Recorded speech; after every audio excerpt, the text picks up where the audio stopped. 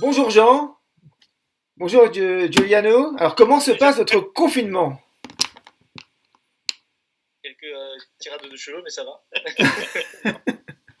Écoute, ça se passe. Enfin, moi, c'est très simple. Je suis toute la journée en bas, soit dans la salle de sport, soit au simulateur. Je mange que pour manger ou pour dormir, pratiquement. D'accord, Je sors un peu, trop peu pour le temps qu'il fait, mais sinon, la plupart du temps, je reste en bas. d'accord. Parce que je pense que c'est très facile dans des moments comme ça. Je sais pas si tu es d'accord avec moi, mais de perdre le rythme. Ouais. Oui, alors tu vois, de se réveiller tard et après tu te dis, bon, ça va reprendre dans quelques temps. Ouais. Et au final, tu perds le rythme et de le récupérer, ce rythme, c'est pas facile. Surtout que quand ça va reprendre, ça va s'enchaîner un après l'autre. Ouais. Donc, du coup, je pense que pour moi, ce qui est important aujourd'hui, c'est de garder le rythme et d'être prêt à n'importe quel moment de rouler. C'est-à-dire qu'aujourd'hui, on m'appelle, je suis prêt. Ouais. Donc tu t'es créé une sorte de routine en fait tous les jours, c'est ça? Tous les matins, je me réveille à 7h30, sauf Ouais. le week-end, pour quand même garder le rythme et pas perdre la notion de tout ce qui est entraînement Ouais. physique et sur le simulateur. Ouais. Et est-ce que Pour tu moi, bosses avec un physio et est-ce qu'il t'a fait un programme spécial d'entraînement pour que tu puisses t'entraîner à la maison? oui, Ouais. c'est ça, c'est ça. Alors en fait, je l'ai très souvent au téléphone. Ouais. On est très fréquentement en contact, de savoir comment ça se passe, comment se passent mes entraînements, ce que j'ai aimé, ce que j'ai pas aimé, parce qu'au final, c'est la première fois que je m'entraîne en long terme comme ça, parce que d'habitude, on s'entraîne, l'entraînement est toujours assez court parce que on roule de suite, on a de suite du roulage. Tandis que Ouais. là, ça fait quand même 4 mois qu'on n'a pas de roulage, donc l'entraînement est quand même très très fréquent. Donc, du coup, D'accord. on adapte beaucoup le programme selon à comment je le sens moi et à comment je pense ce qui est mieux pour moi. Ouais. Après, lui, il donne son avis pour savoir ce que lui il pense qui est mieux pour moi et après de ça, on alterne. D'accord. Je suppose que ton père s'entraîne avec toi. Oui, alors tu vois, non, alors pour moi, il me regarde et il me fait. Je faisais le double quand j'étais jeune, il part. Alors, tu sais, pour moi, je ne veux pas dire des vacances, mais presque. Parce que tous les paiements, c'est jeté. Euh, le travail qu'il faut faire pour préparer les après-courses, Ouais. les futures courses.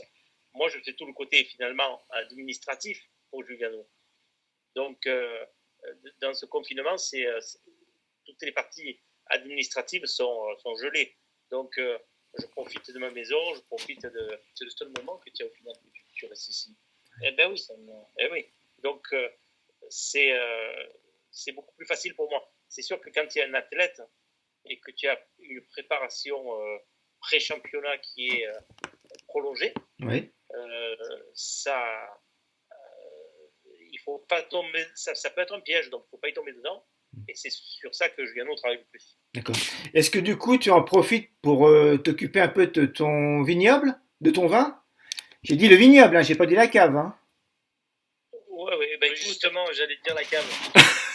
Écoute, oui,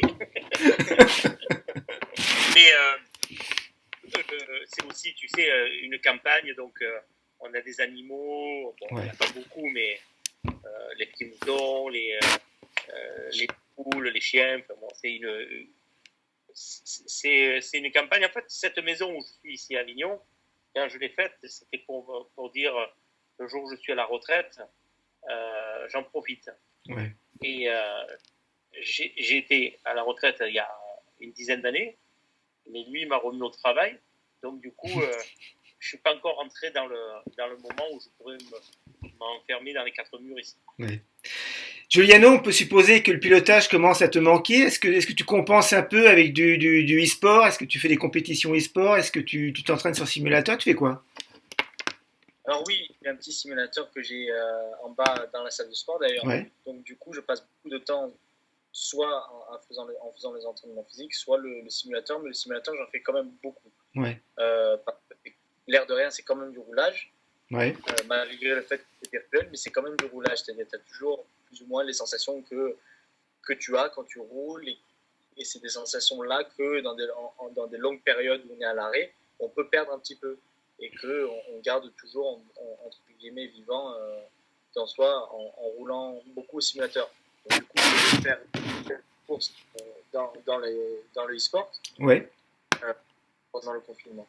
Et puis aussi, on se met d'accord entre amis sur les sims, sur le multiplayer pour faire des courses ensemble. Donc, quand même, on sait au téléphone avec Charles, de temps en temps au téléphone, Ouais. on fait des courses ensemble.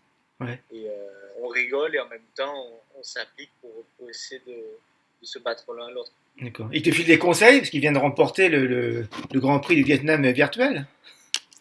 Oui, j'ai vu ça. Ouais. Et puis, donc lui, oui, il me donne quelques conseils parce que quand même, il a roulé toute l'année dernière avec Schleifer, bien sûr. Et puis sur les simulateurs, il est toujours allé très très vite. En n'importe quoi en fait. Donc du coup, quand il y a peut-être un endroit que je me trouve un peu en difficulté, que je vois que je perds un peu comparé à lui, on se donne 2-3 informations. Jean, j'ai vu qu'il y avait pas mal d'anciens pilotes qui s'inscrivaient sur des compétitions e-sport. Ça te branche, toi, ou c'est pas ton truc? Mais pas du tout. Même Johnny Herbert, il a fait. Ouais, non, mais Johnny Herbert, c'est un handicapé.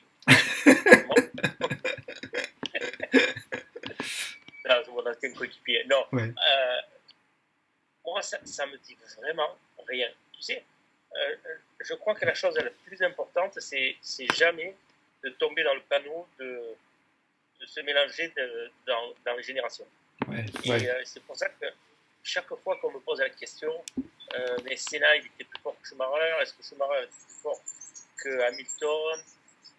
Tu ne peux pas comparer parce que c'est des époques. Et l'époque de e-sport, c'est pas mon époque. Donc, je ne suis pas contre, bien sûr, j'adore les voir faire et les entendre parler entre eux. Mais c'est pas pour moi. Ouais. Giuliano, est-ce que tu es en contact avec ton écurie HWA RS Lab ou comment ça se passe? Alors oui, assez fréquemment. Ouais. On sait au téléphone, donc je leur explique un peu comment ça se passe mes entraînements, ce que je fais pour faire perdre le rythme. Comme ça, au moins, on garde toujours le contact. De temps en temps, on parle quand même un peu de Bahreïn, même si on ne peut plus vraiment couvrir grand-chose, parce qu'on a pratiquement tout couvert durant les tests et après les tests. Ouais. Donc, au final, ouais, on sait fréquemment, principalement pour que moi je donne un peu l'information de comment je vais, surtout eux, comment ils vont, s'ils sont tous en bonne santé, eux et leur famille, donc les ingénieurs, les boss, même les mécanos. Et puis après, on attend juste le plus tôt possible et le communiqué de l'organisateur pour savoir quand est-ce qu'on va redémarrer. Ouais. Qui est encore aujourd'hui, on va dire en point d'interrogation. Donc aussi pour ça. Jean, est-ce que tu parles un peu avec Bruno Michel, le promoteur du championnat F2, pour savoir quand ça va repartir? Est-ce que tu as des news là-dessus? Alors, Bruno, c'est quelqu'un qui d'habitude est très, comment je pourrais dire, sharp, c'est un vrai leader. Ouais. Aujourd'hui, il est comme toutes les personnes intelligentes qui disent c'est pas nous qui décidons, nous il faut que juste on soit prêts. Ouais. Et quand les gouvernements des pays décideront que les lumières passent au vert, on sera présent et on saura s'adapter. Ouais. Donc il a pris beaucoup de recul sur ça et il a d'ailleurs surpris beaucoup de monde parce qu'on imaginait qu'il puisse ou qu'il essaye de pousser en disant on démarre quand même, on fait ci, on fait ça, mais il y a beaucoup de maturité, je trouve, dans notre sport qui a été prise surtout après le flop qui a été l'Australie. Bien sûr. Je crois que c'était très très mal perçu par le monde entier de voir des équipes de Formule 1 qui s'étaient déplacées pour aller en Australie et qui 50-50 ou 20-80 qui disaient oui on part. Ouais. Donc je pense que tout le monde après ce flop a mis de l'eau dans son vin et s'est dit bon, c'est les spécialistes qui doivent décider, pas nous. Jean, tu es également l'ambassadeur du Grand Prix de France. Est-ce que tu es un peu optimiste pour ce Grand Prix ou pareil, c'est un peu le stand-by, on ne sait pas trop? Alors, optimiste, oui. Parce que c'est quand même une date des pointiers. On est en train de vivre jour par jour. On se rend compte que les contaminés sont moins importants, Ouais. les décès aussi, les personnes qui sont sorties du virus, il y en a de plus en plus, donc ça, c'est plutôt encourageant. Maintenant, comme circuit, nous, on est prêts. Il est évident qu'il y aura des tribunes en moins si jamais c'est entrée libre. Et si c'est à huis clos, il n'y aura évidemment pas de problème.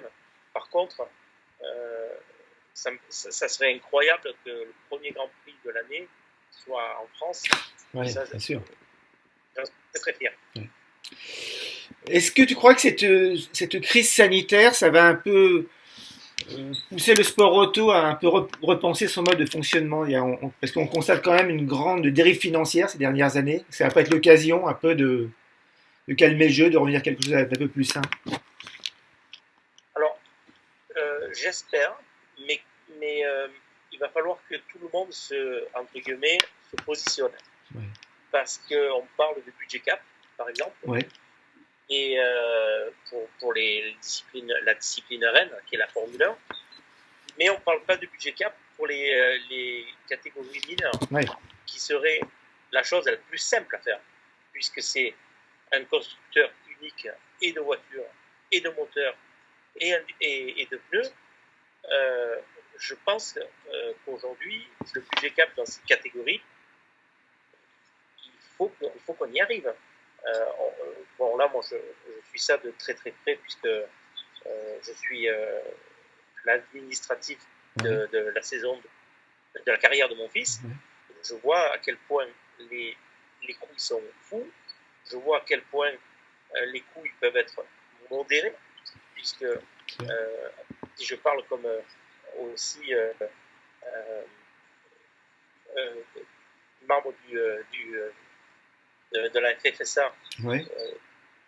Je vois que quand avec la F4 française on faisait nos championnats, c'était des coûts qui étaient complètement limités et il n'y avait pas de dérive. Et en France, en Allemagne et en Italie, c'est des prix qui sont complètement fous, complètement dingues. Donc là, il y a quelque chose qui ne va pas.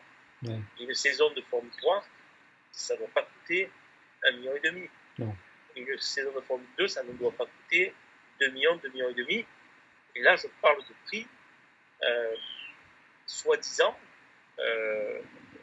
limite, ric-rac. Ouais. Pas qu'à 2,5 millions, je suis désolé, mais c'est pas possible. Ouais, c'est pas possible. Ouais. En cette période difficile, il y a les fans de sport auto regardent pas mal d'anciens Grands Prix. Est-ce qu'il y a une course en particulier que vous aimeriez revoir, par exemple? Alors moi, j'en ai vu une. Dis-moi. Il y a quelques jours. Ouais. C'était pas un Grand Prix de Formule 1, c'était 500 miles d'Indianapolis. Ouais. Qui a gagné Simon. Pagenaud. Et c'est incroyable parce que, bien sûr, vous connaissez le résultat, mais j'étais comme un fou sur le siège, enfin sur mon fauteuil, parce que